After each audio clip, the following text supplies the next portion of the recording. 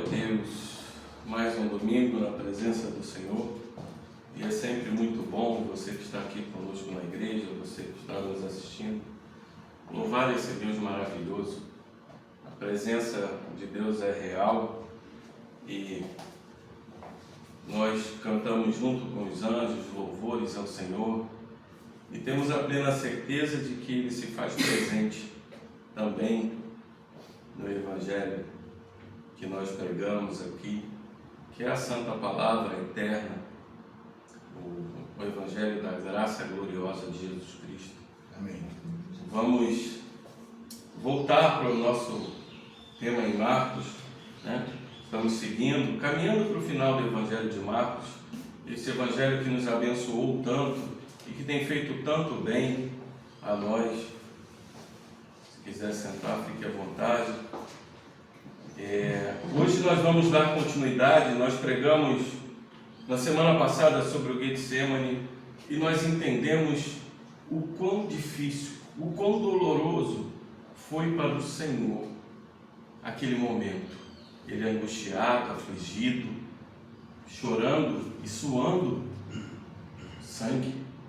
O nosso Senhor, que não tinha pecado, teve que se fazer pecado para que nós fôssemos feitos justiça de Deus. E nós entendemos na última pregação que o pecado não só machuca nós, mas machuca com uma dimensão cósmica o nosso Senhor, de uma forma que Ele se angustia. Mas Ele nos ensinou tanto, dizendo que nesses momentos nós chamamos para perto aqueles que nós amamos, os nossos irmãos e irmãs, para orar, e nós temos que nos colocar a orar assim como que Jesus se colocou. E eu falei na última pregação que Jesus nos ensina tanto que Ele levanta em paz. Após a oração, Ele levanta em paz. Enquanto todos que tinham dormido estavam agitados, ansiosos, temerosos, Jesus que orou, levanta em paz para enfrentar os seus inimigos.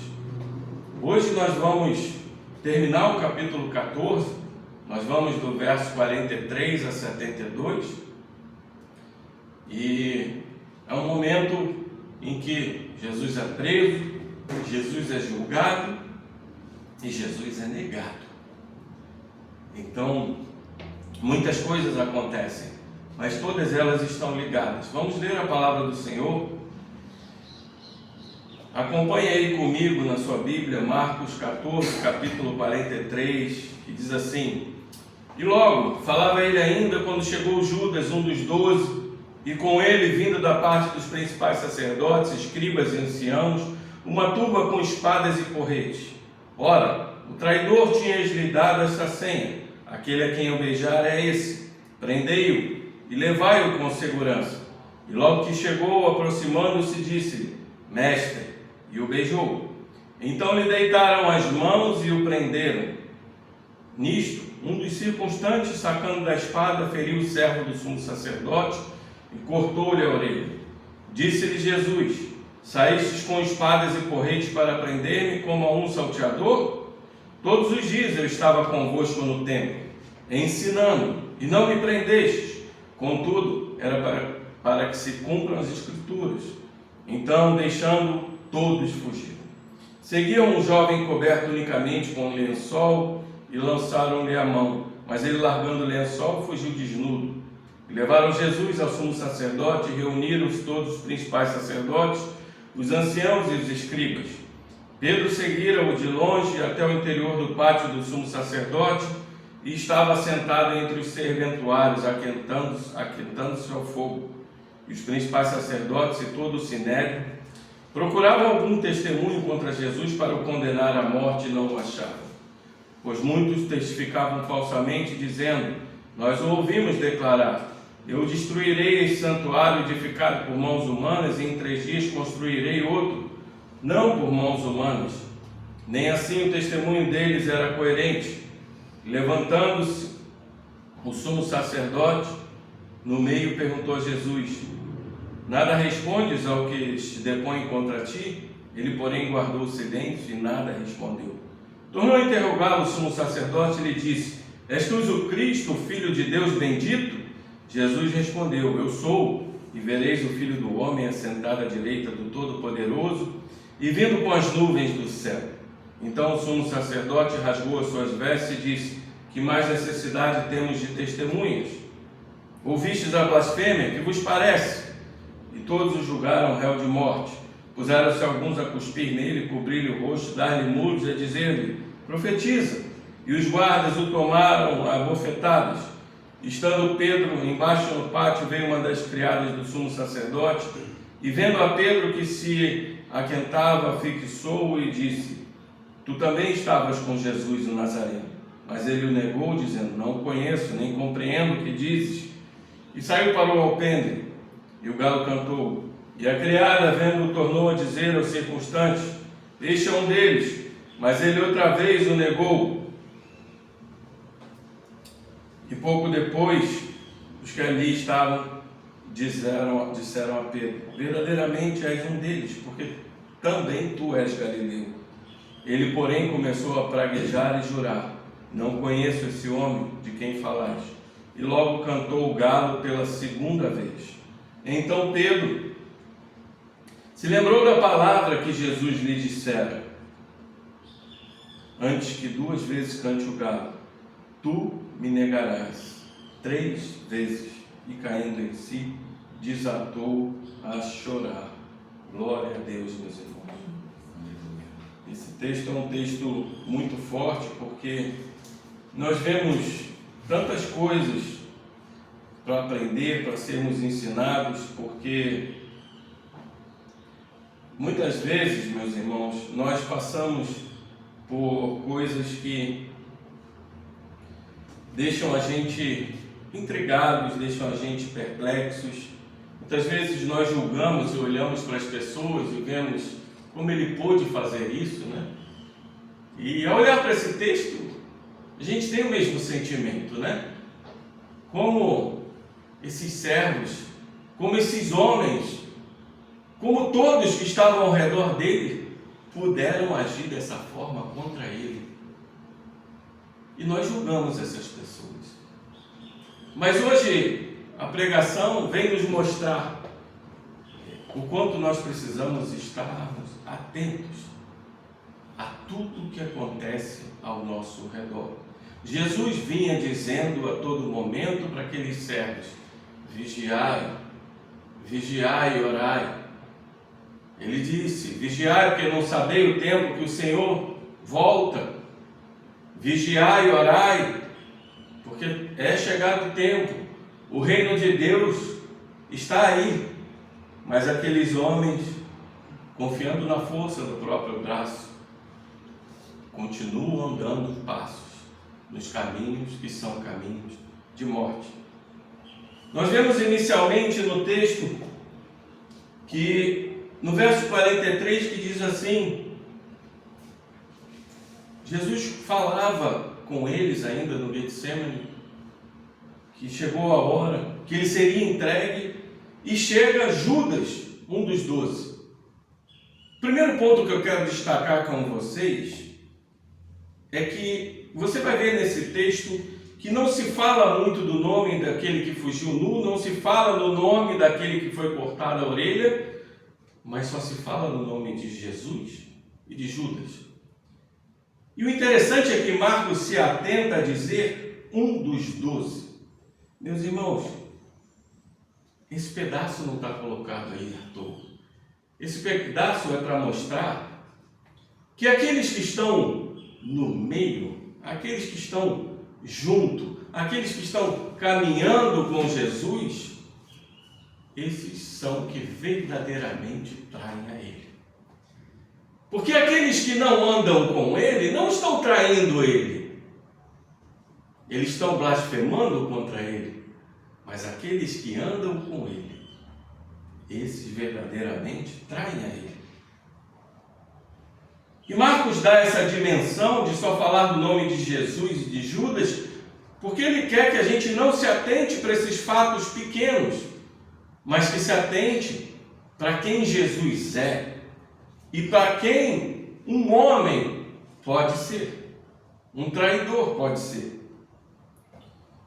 E Judas se aproxima da parte dos principais sacerdotes, escribas e anciãos. A traição vem do seio da religião.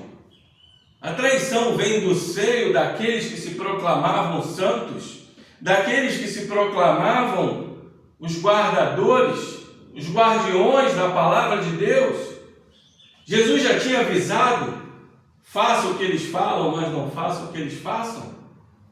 Sobre os fariseus, sobre os saduceus, sobre os mestres da lei. E a todo momento ele vinha repreendendo aqueles homens, porque a atitude deles era diferente do que eles falavam.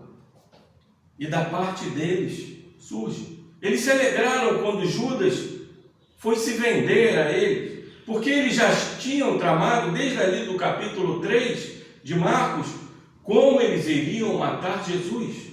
Jesus já estava condenado antes do julgamento, porque no coração daqueles homens, Jesus era um revolucionário que poderia levantar uma multidão não só contra Roma, mas contra o templo, porque Jesus já tinha com aquele chicote sobre os rendilhões. No final do seu ministério, ele derruba as bancas, ele termina com aquele comércio no templo, e aquele comércio era muito importante, principalmente para os saduceus, porque eles viviam disso. E aqueles homens que consideravam o templo um lugar de ganhar dinheiro, o templo um lugar deles fazerem a sua própria vontade, não a vontade de Deus, eles mandam uma turba atrás de Jesus. E essa turba, ela era composta não só dos mestres da lei, dos principais sacerdotes, saduceus, dos fariseus, mas vinha acompanhado também de capangas, homens conhecidos por sua corrupção, brutalidade. E João vai nos dizer também que um destacamento de soldados, uma corte significava 1/10 de uma legião romana. Uma legião romana tinha em torno de 6.000 soldados, uma corte em torno de 600 soldados. E o texto de João também fala de um tribuno. Um tribuno era um comandante de cerca de 1.000 soldados. Então era uma reunião não só religiosa, mas civil. Aqueles religiosos e aqueles civis romanos estavam em busca de Jesus.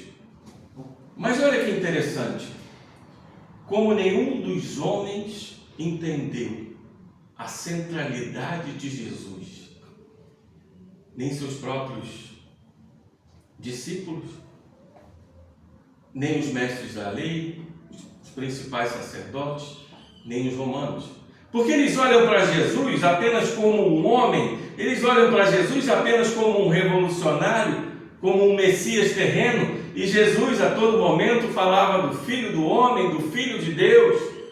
Apesar do segredo messiânico que ele dizia: não fale agora, não fale agora, ele vinha mostrando indícios, inclusive aos discípulos de João Batista, que ele era aquele que veio para curar, aquele que veio para libertar, aquele que veio mudar a história. E João Batista já tinha predito: eu não sou digno nem de desatar a sandália dos seus pés. Mas aqueles homens, mesmo que andavam do lado dele, não perceberam quem Jesus era. E por isso eles vieram dessa forma, com pedaços de pau, com porretes. Era proibido em época de festa eles andarem com porretes em mão. Era proibido. Mas eles viam Jesus, a palavrinha aqui no grego é lestes. Lestes é como se fosse um salteador comum. E Jesus olha para eles e diz assim, logo que chegou, Judas beija ele. O interessante é que Judas tinha dito para eles assim: o que eu beijar? E a palavrinha ali era filé, como um beijo de afeição.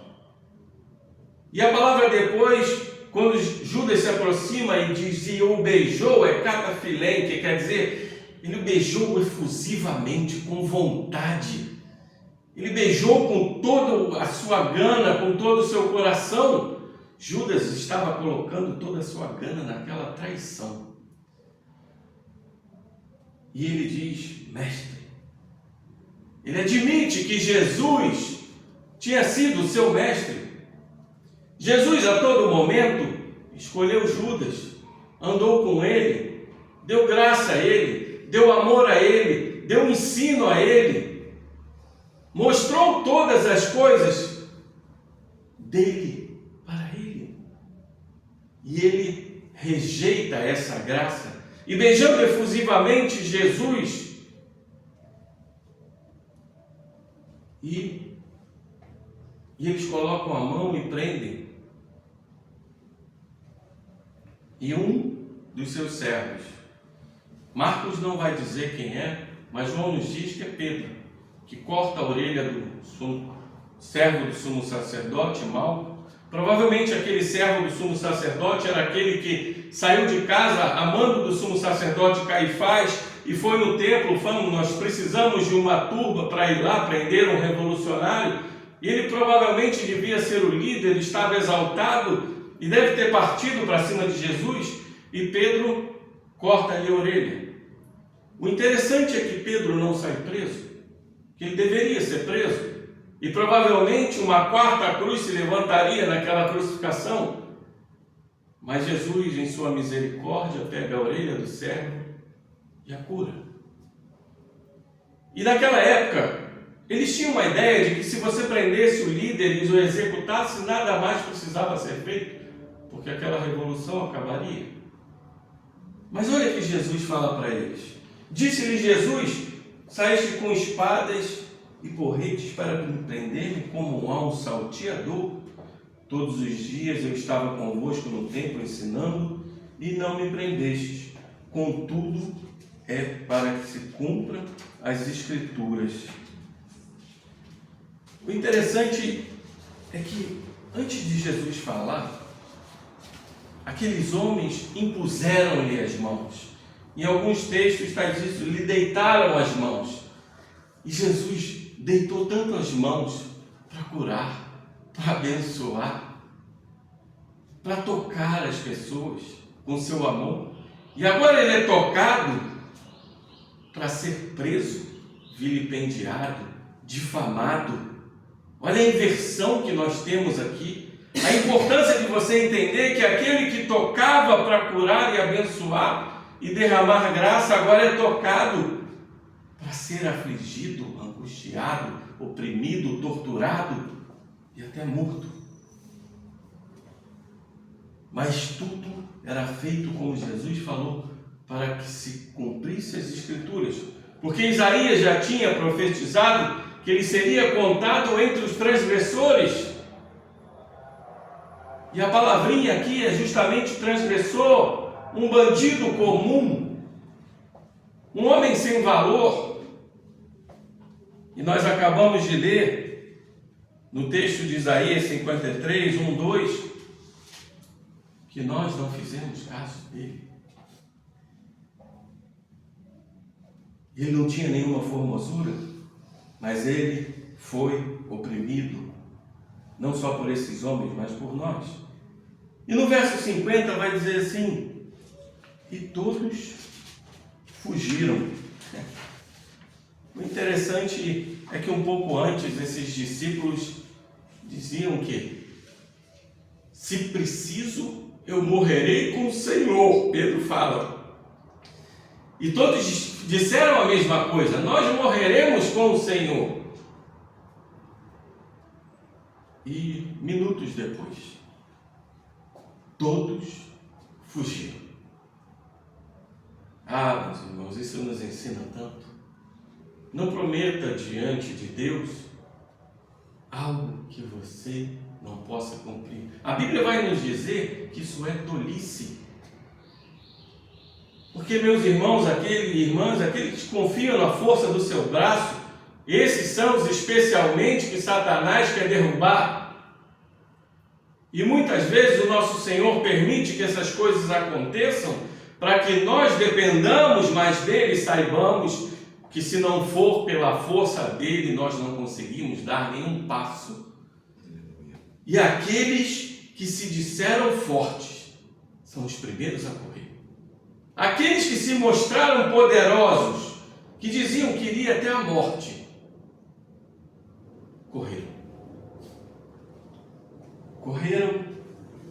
E também um jovem, coberto unicamente com lençol, lançaram-lhe a mão, mas ele, largando o lençol, fugiu desnudo. Marcos também não nos diz quem era esse jovem. A tradição vai dizer que esse jovem era o próprio João Marcos, que escreveu o Evangelho, que ele fugiu como um jovem. Mas eu quero que você atente para uma coisa. Além dos discípulos que caminhavam com ele, que ouviam todo dia Jesus, que estavam com Jesus, que receberam graça, receberam ensinamentos, viram curas, receberam poder, também existem aqueles que andam com Jesus, mas andam despretensiosamente. Aqueles que andam com Jesus e que estão de uma forma simples, sem compromisso. O lençol aqui é um tipo de tecido que não tem nenhuma dobra, que não tem força, que não tem nada. E aquele homem se colocou diante ali de Cristo para seguir Cristo de uma forma em que ele falou assim: ninguém vai perceber, está de noite, eu vou de qualquer jeito. Andar com Jesus requer compromisso. Andar com Jesus não significa andar somente. Jesus precisa de servos que tenham comprometimento. E esse jovem apenas o seguia. E assim que lançam a mão nele, o que ele faz? Como ele não tem compromisso, como ele é apenas um seguidor comum, ele foge e foge desnudo. Muitos vão dizer que seria parte da capa dele, porque em alguns textos dizem que no momento todos largariam a capa. Amós profetiza em Amós 2,16 que no momento muitos sairiam desnudos, mesmo os mais fortes. Mas o que nos mostra aqui é que caminhar com Cristo não é algo simples.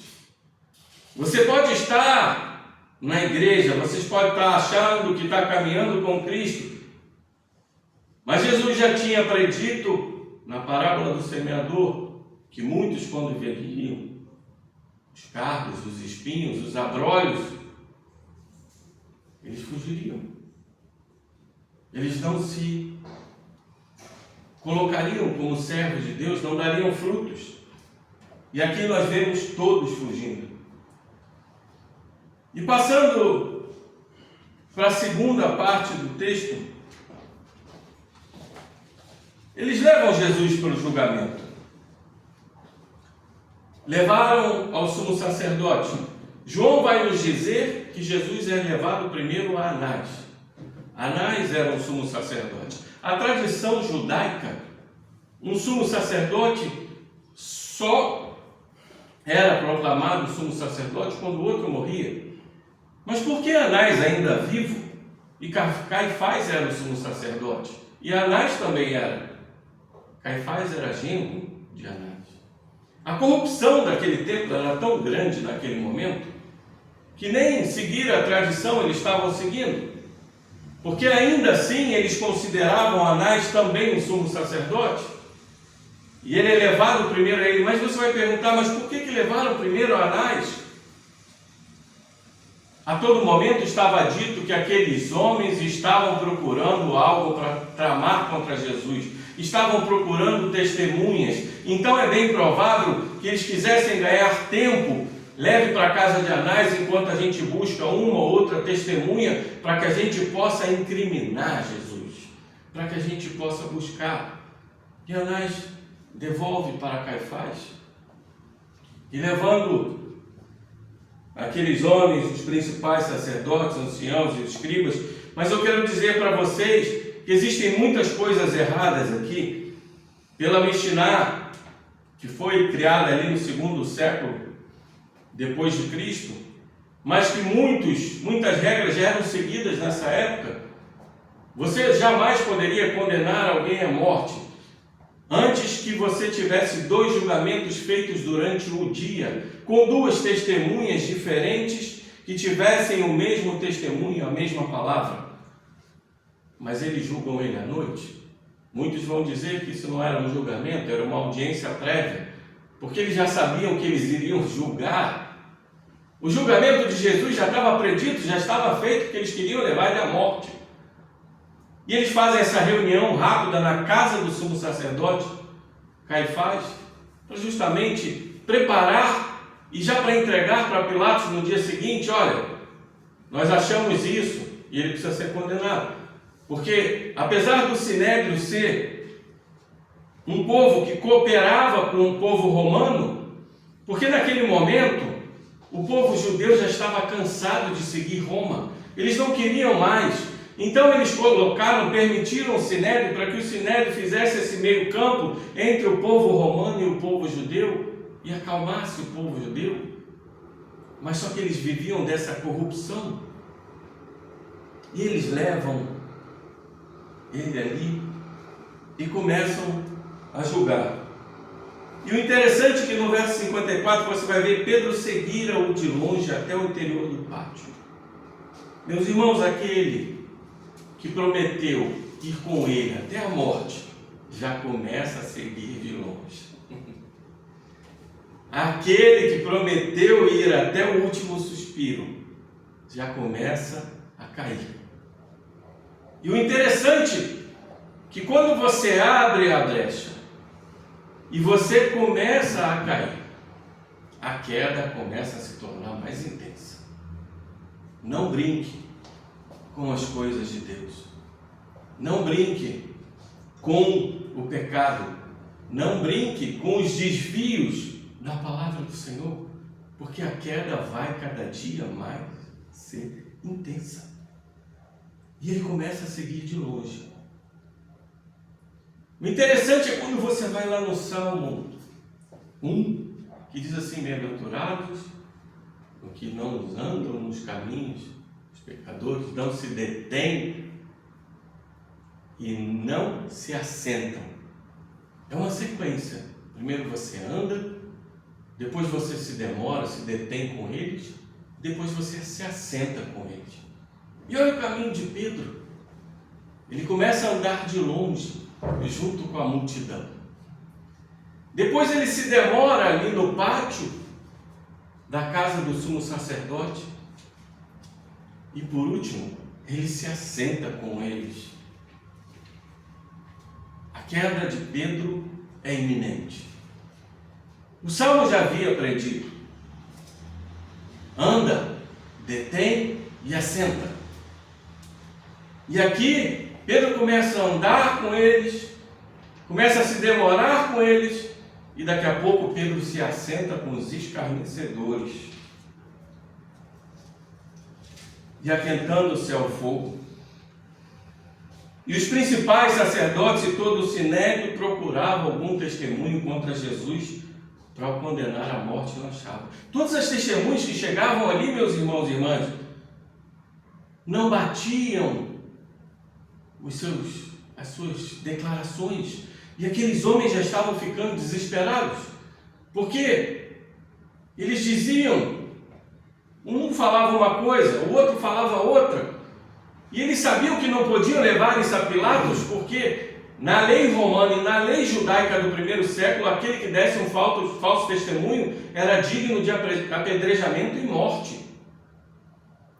E eles procuravam e não achavam. Muitos testemunhavam falsamente, e os depoimentos não eram coerentes, como diz o verso 56. E levantando-se alguns testificaram falsamente, dizendo: nós ouvimos declarar, eu destruirei este santuário edificado por mãos humanas, e em 3 dias construirei outro por mãos humanas, não por mãos humanas. Jesus falou isso? Esses homens estão mentindo, porque olha que Jesus fala, lá em João 2,19, Jesus diz assim: destruí estes santuários e em 3 dias eu o reconstruirei. Ele não fala que ele irá destruir. Ele usa o imperativo em relação a eles. Eles destruirão, mas ele reconstruirá em 3 dias. Mas eles estavam mentindo, dizendo que Jesus destruiria um santuário edificado por mãos humanas e construiria não por mãos humanas. Nem assim o testemunho deles foi coerente. E o sumo sacerdote, já angustiado, se levanta e pergunta: nada respondes ao que estes depõem contra ti? Meus irmãos, essa parte do texto ela é muito interessante, porque ela é um contraste entre o testemunho verdadeiro de Jesus e o testemunho falso de Pedro. O testemunho verdadeiro de Deus e o testemunho falso dos homens. E nós precisamos estar a todo momento atento a isso. Quando eles perguntam, você não vai responder. Jesus estava cumprindo as Escrituras de Isaías 53:7, que diz: ele foi oprimido e afligido e contudo não abriu a boca. Como um cordeiro foi levado para o matador e como uma ovelha que diante dos seus tosqueadores fica calada, ele não abriu a sua boca. Mais uma vez, Jesus cumpre as Escrituras. Ele guarda silêncio. Ele nada responde. E aquilo angustia mais o sumo sacerdote. E ele pergunta: és tu o Cristo, filho do Deus bendito? Deus bendito era um eufemismo para o Deus Todo-Poderoso e que os judeus usavam naquela época.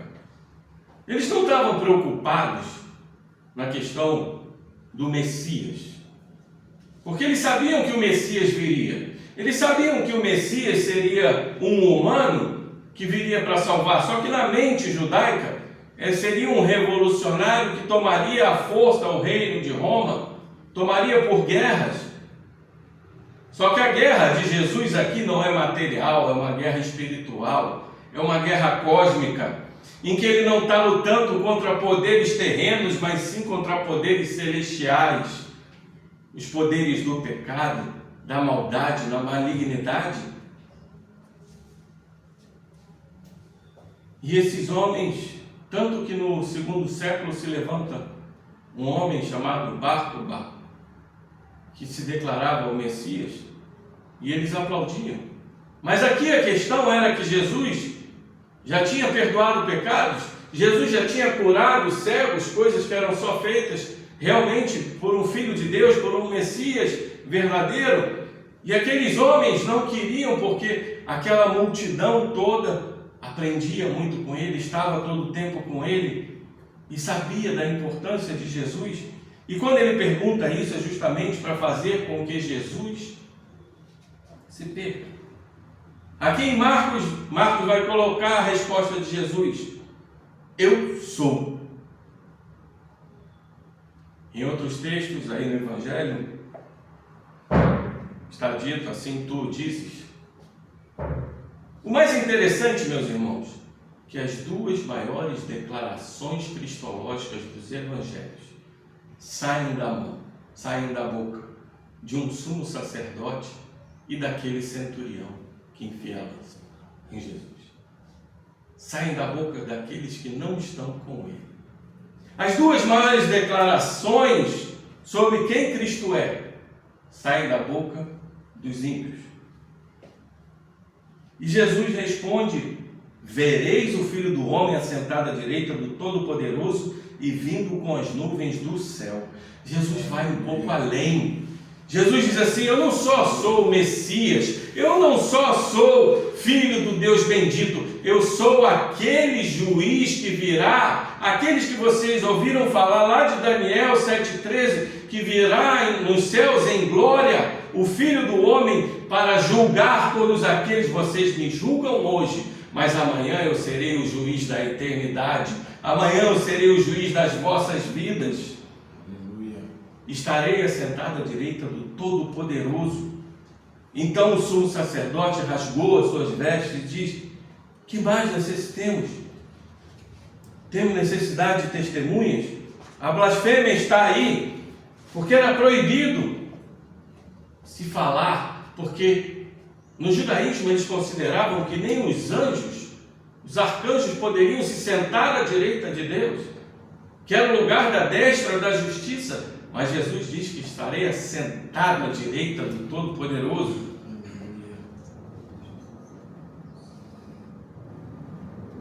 E a gente vai percebendo como as coisas começam a andar. Porque aquele sumo sacerdote rasga as suas vestes em sinal de aflição, de raiva, de decepção, de blasfêmia. O que ele considerava blasfêmia é a verdade de Deus. Muitas vezes a gente vê isso hoje. Quantas vezes a gente está aí na luta para pregar o verdadeiro evangelho, abrir a boca para falar a verdade, e outros de igreja se levantam e dizem blasfêmia, e outros de igreja se levantam e dizem heresia. Não se assustem, meus irmãos, porque isso aconteceu com Cristo, e se aconteceu com Cristo, acontecerá com nós, que somos seus servos. Porque muitos não querem ouvir a verdade, porque a verdade confronta, porque a verdade, ela derruba principados, potestades de mentira, ela derruba os principados e potestades de heresia, de falta de compromisso, de motivações erradas que existem em muitos locais, inclusive nas igrejas.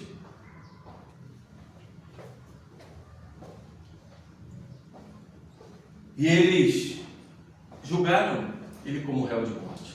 Aquele que julgará entre vida e morte a todos da criação foi julgado réu de morte. Aquele que é juiz verdadeiro está sendo julgado como um salteador. E aqueles que são salteadores e são pecadores estão no lugar do juiz. O Evangelho muitas vezes faz nos confrontar com essas coisas.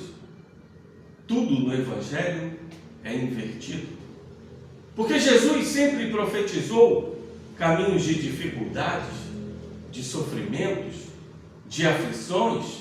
Ele diz: no mundo tereis aflições, mas tem de bom ânimo, porque eu venci o mundo.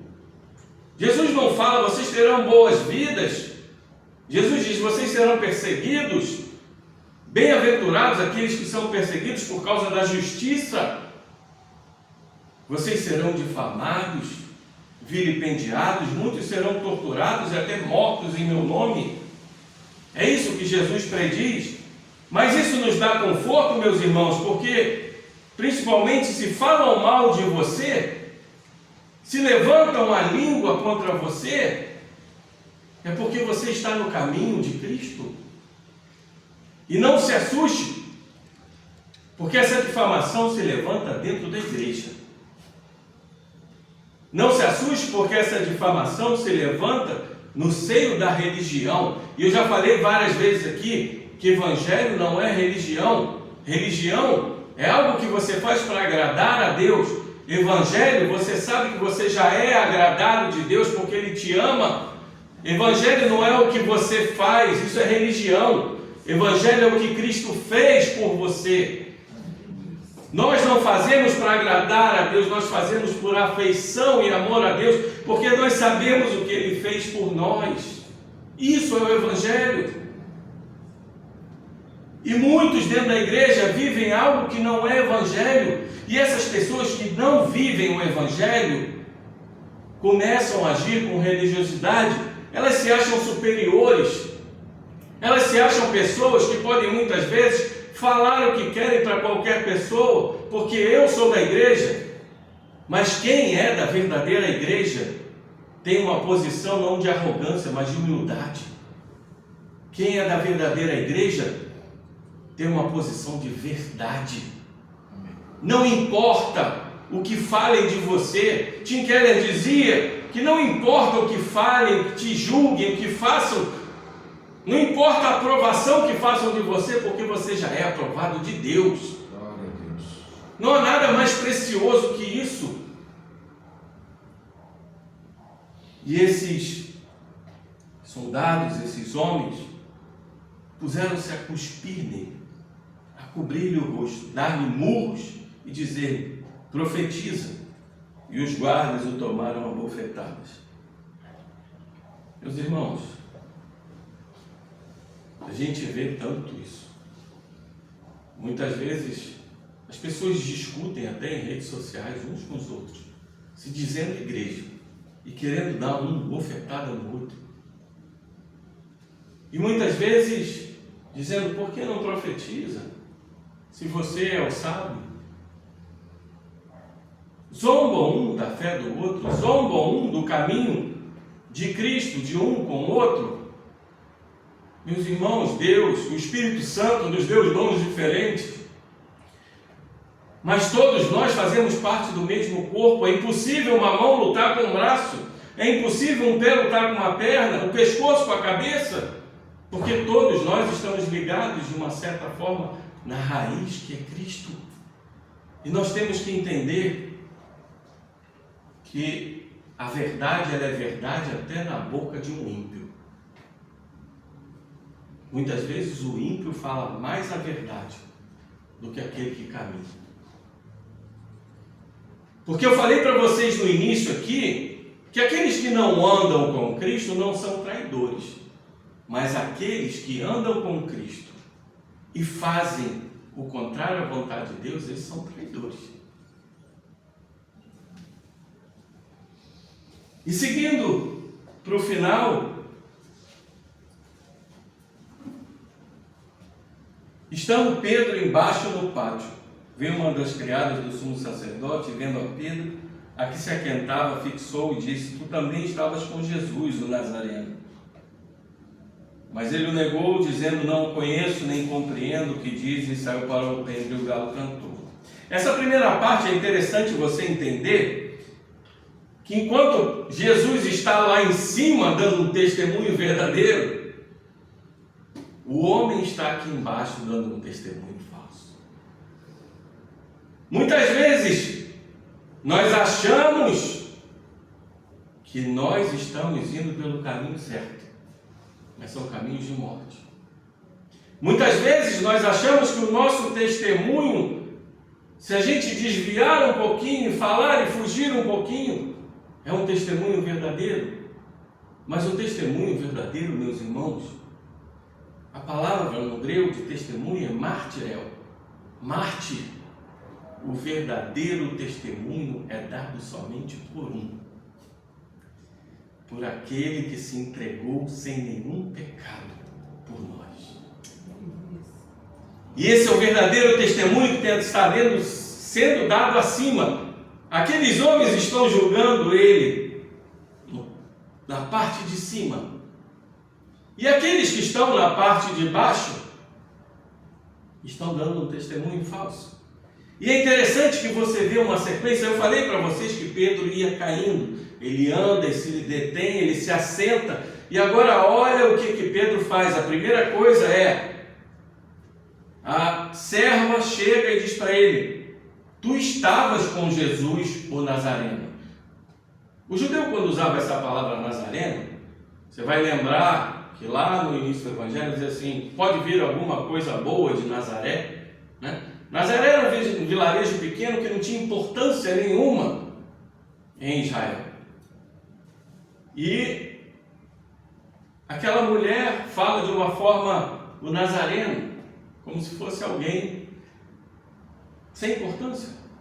O sumo sacerdote tinha vários servos, tinha guarda, tinha servos, tinha criados, tinha criadas. Quanto maior o poder, maior o número de servos aqueles homens tinham. E provavelmente esses que estavam ali eram seus guardas, eram seus criados, estavam aguardando aquele julgamento de Jesus.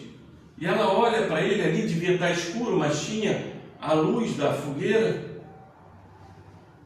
E aquela luz da fogueira mostra Pedro, e ele diz: não o conheço Algumas traduções dizem nem eu compreendo, outras dizem nem sei o que você diz.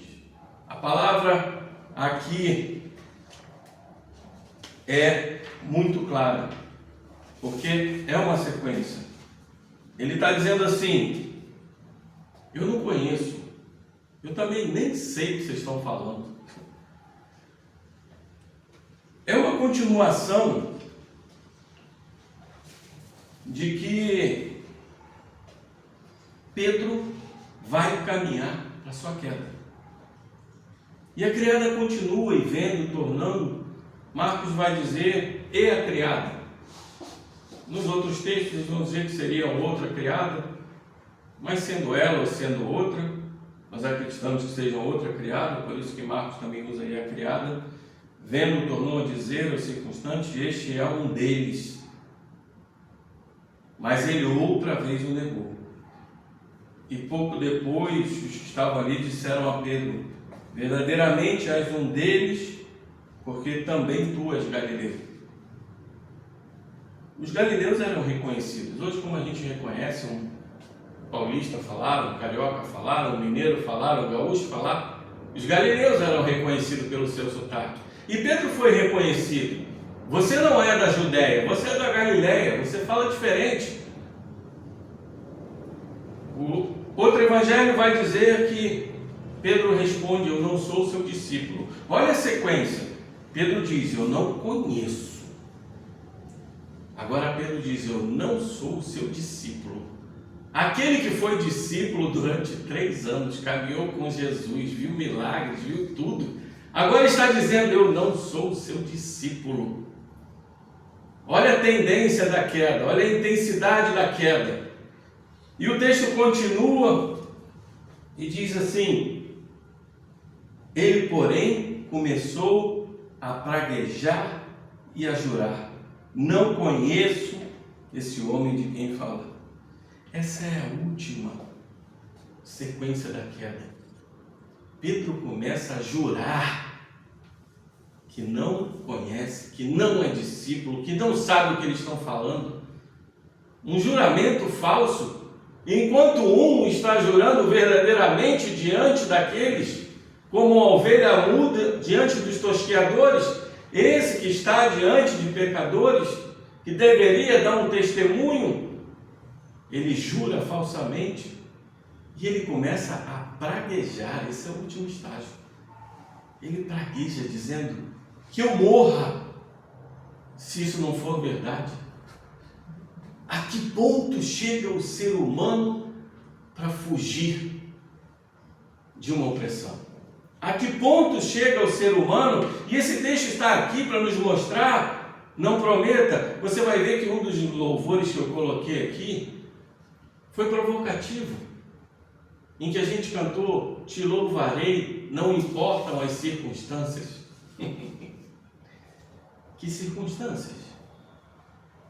Quando a circunstância é difícil, nós não julguemos eles. Nós também fraquejamos, caímos, corremos, porque a nossa força vem de Deus. E quando nós tomamos um caminho diferente do caminho de Deus, nós caímos. E o texto termina dizendo, e logo cantou o galo pela segunda vez. E Pedro se lembrou da palavra que Jesus lhe dissera, antes que 2 vezes cante o galo, tu me negarás 3 vezes. E caindo em si, desatou a chorar. Meus irmãos, muitos vão achar que Pedro chorou pelo cantar do galo. Não é isso que o texto diz. Pedro chorou porque se lembrou da palavra que Jesus falou para ele.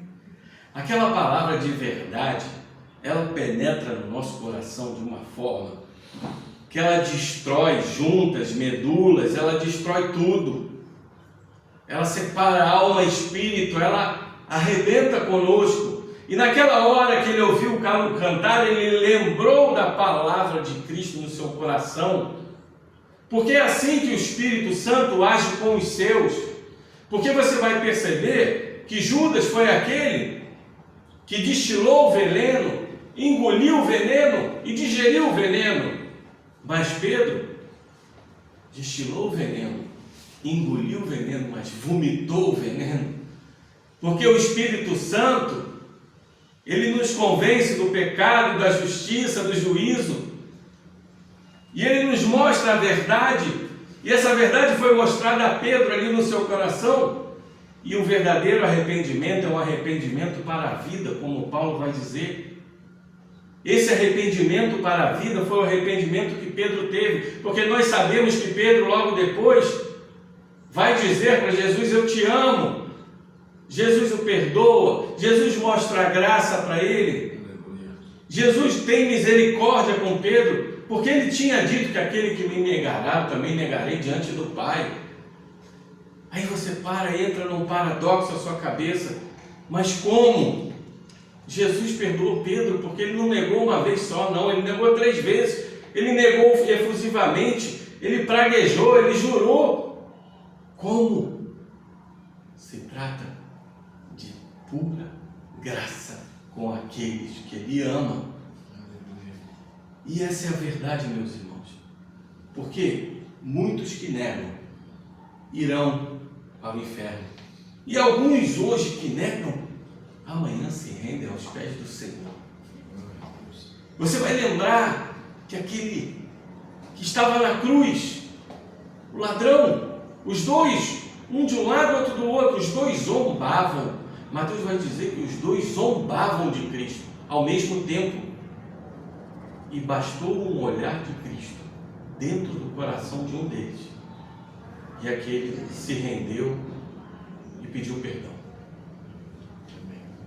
Porque é preciso que Cristo olhe dentro de nós. É preciso que Cristo, através do Espírito Santo, arranque todas as correntes.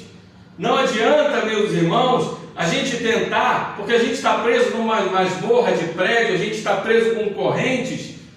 Por mais que o dono da prisão deixe a porta aberta, você não consegue sair. É preciso que alguém venha e quebre aquela corrente, para que você fuja para a liberdade. E assim foi com Pedro. Foi preciso que essa corrente fosse quebrada. A espada da vergonha daquele servo que fugiu nu faz nos lembrar do Éden. Quando Adão e Eva pecaram, aqueles dois se sentiram nus, envergonhados. Na cultura do Antigo Oriente, a nudez era vergonha. Nós devíamos ter vergonha dos nossos atos, das nossas palavras, das nossas atitudes, não só que cometemos no passado, mas que ainda cometemos pela nossa pecaminosidade e que ainda iremos cometer, mas damos graças a Cristo Jesus, porque salvou o nosso corpo da morte, derramou graça sobre as nossas vidas e disse para nós: eu tenho graça sobre ti, cobrirei uma multidão de pecados, porque eu te amei, eu desci do céu por ti. Aquela espada que flamejante, era preciso que alguém enfrentasse aquela espada. Adão, Eva, Moisés, Noé, Abraão, Isaac, Jacó, ninguém enfrentou, nem Davi, que era um guerreiro, enfrentou essa espada, mas tinha um que tinha que enfrentar essa espada, a espada da justiça, a espada flamejante. Nós precisamos entender que uma cultura baseada em honra e vergonha, ela não tem muito a ver com o cristianismo, mas uma cultura baseada em ética, sim. Por quê, meus irmãos? Porque se você, por exemplo, não faz mal a alguém porque você não quer ser visto como uma má pessoa, você está preocupado consigo. Isso é egocentrismo, isso é egoísmo. Isso não faz parte do cristianismo. Agora, se você não faz mal a uma pessoa porque você sabe que é o correto e você obedece a Deus, mas você quer fazer o bem àquela pessoa, você pensa no mal que poderia gerar aquela pessoa, você está com o espírito de ética do Senhor Jesus Cristo, que é A lei de ouro das religiões é: não façam aquilo que não quer que faça a vocês. Jesus inverteu essa lógica e disse: faça aos outros aquilo que quer que façam a vocês. Ele nos tira de uma inércia passiva para um serviço ativo. E diz para nós: cristianismo não é ficar parado sem fazer o mal, cristianismo é fazer o bem, é ter ética. E essa é uma revolução, meus irmãos, porque o que eu quero tratar com vocês aqui para terminar é que o cristianismo é uma revolução em todos os nossos princípios humanos e mundanos. O cristianismo é algo que mexe com a estrutura de nós todos, porque é preciso se ajoelhar para receber, é preciso se humilhar para ser exaltado, é preciso você sofrer para receber algo de bom, é preciso lutar para receber a vitória, e é preciso morrer para viver. O cristianismo é contrário a tudo que o mundo prega: honra, fama, aprovação. Não. O nosso é sofrimento, justiça, dedicação, amor. E o mundo olha para nós e fala: essas pessoas são loucas, porque elas sofrem e continuam falando desse Deus que permite o sofrimento deles. Essas pessoas são loucas porque acontece algo de ruim, elas dão glória a Deus. Essas pessoas são loucas porque uma pessoa dá um tapa, ela dá outra face para dar o tapa. Essa ética, essa revolução, ela aconteceu por esse homem que pisou na terra e deu um testemunho verdadeiro de que ele é o Filho de Deus, de que ele veio para nos salvar. Essa é a famosa inversão da revolução. Indo para o final, nós precisamos entender algumas coisas aqui nesse texto, que eu quero alertar vocês. Observemos quanto a fé dos crentes verdadeiros pode recuar. Nós não somos Deus. Estejam preparados, meus irmãos, e não se assustem, porque vão existir momentos em nossas vidas em que nós vamos fraquejar, assim como Pedro, assim como Davi, assim como Salomão, assim como Jacó, assim como Noé, assim como todos da Bíblia. A Bíblia é uma quantidade de homens fracassados diante de um Deus verdadeiro.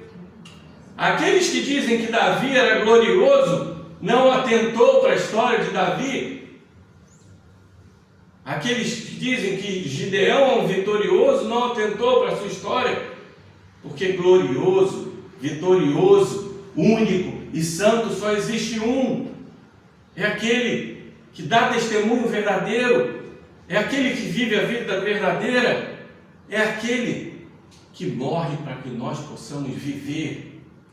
Jesus Cristo, o nosso Senhor, aquele que foi julgado diante daquela turba, é aquele que virá julgar em poder e glória. E nós diante deles, Pai, Filho e Espírito Santo, nos colocaremos de joelhos em prantos e choraremos e diremos aí: não posso ser salvo. E Cristo mostrará as suas mãos para o Pai e dirá: eu morri por eles, eu morri por essa. Ele é meu, ela é minha, o Senhor me deu.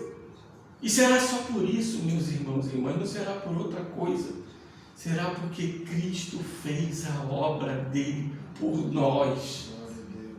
E nós saberemos que nós não demos nenhum passo sem ele. Ele irá nos julgar, mas será um julgamento de justiça com amor. Para aqueles que não conhecem, será um julgamento de justiça pura. E a ira de Deus será despejada Agora, para aqueles que desconhecem, Jesus vai lembrar da cruz, que é a maior obra de justiça e amor, e ele dirá: o meu povo eu não perderei nenhum. E diante do Pai ele testemunha como sendo a destra da justiça, dizendo: tudo foi pago por ele, por ela, por Adão, por Eva, por Davi, por Abraão, por Jacó, por Salomão, por Paulo, por Pedro, que negou Cristo 3 vezes. Mas a minha graça cobre essa multidão de pecados. Aquele meu choro no Getsemane foi um choro de angústia, de ter que lidar com os pecados de toda a minha igreja, de todos os meus servos e servas. Aquilo me angustiou muito mais, Pai, aquele momento que fiquei longe de Ti. Mas o Senhor me recebeu na glória, assim como eu receberei todos eles na glória, estarão assentados à direita comigo. Não sejamos confiantes nas nossas próprias forças. O Evangelho é Cristo, porque Ele diz assim: tende bom ânimo, porque eu venci o mundo. Ele não está dizendo assim: vocês vencerão o mundo. Ele diz assim: eu venci o mundo, já foi feito. E se eu venci, vocês que são meus são vencedores. Por isso que Paulo vai dizer: vocês são mais do que vencedores. Porque a vitória que vocês não conseguiam conquistar, jamais nenhum homem poderia conseguir, eu consegui por vocês. Aleluia. E por último, para terminar, como esse texto bem termina, a nossa debilidade, a nossa fraqueza, a nossa falta de testemunho, a nossa falta de compreensão, a nossa falta muitas vezes de oração, a nossa omissão diante de Deus. Todas essas coisas, nossos atos até de idolatria. E quando eu falo idolatria, eu não estou falando de imagens. Idolatrar muitas vezes um familiar, um filho, um pai, uma mãe, um trabalho, um cantor evangélico, um pastor, um pregador. Muitas vezes nós olhamos para o católico e dizemos: idólatras. E quem somos nós? Salomão, com toda a sua sabedoria, terminou em idolatria a sua vida. Abraão era um idólatra do seu filho. Davi era um idólatra do seu poder. Paulo era um idólatra do seu conhecimento. E todos ouvirão aquilo que Paulo ouviu: a minha graça te basta. Aleluia. O meu amor é que faz você caminhar. A minha justiça feita na cruz é a tua vitória declarada. Se você veio buscar vitória hoje, saiba que a tua vitória já foi conquistada. A tua vitória foi conquistada naquela cruz. E nada na sua vida que possa acontecer a partir daquele momento é mais importante do que essa vitória. Porque essa é a única vitória que nós devemos almejar. É almejar o céu, é almejar essa vitória, é almejar Cristo, é olhar e dizer como Paulo, seguir para o alvo que é Cristo Jesus, olhar para Ele com todo o amor, com toda a afeição e falar assim: Senhor, eu te obedeço, não porque eu quero te agradar, eu te obedeço porque eu te amo cada dia mais, eu te obedeço porque eu entendo hoje que eu fui salvo somente pela graça, assim como Pedro caiu, eu vou cair, assim como João fugiu, assim como todos fugiram, eu também fugirei, Pai, mas a tua graça cobre toda essa multidão de pecados. Aleluia. Damos graças a Deus por Cristo Jesus. Obrigado, Senhor. Obrigado porque nós como igreja hoje entendemos que o mais poderoso daqueles discípulos caiu e caiu verdadeiramente de forma grande, porque quanto maior é o orgulho, maior é a queda, mas o Senhor cobre com tua graça. Damos graças a ti, Senhor Jesus. Muito obrigado. Como igreja te agradecemos de todo o coração, que a maior vitória que necessitamos é entender a vitória da cruz, é entender a vitória que as nossas vidas necessitam somente de mais uma coisa: mais de Ti, mais de Ti, mais de Ti, mais do Teu Espírito, mais do Teu amor, mais de Jesus Cristo, nosso único Senhor.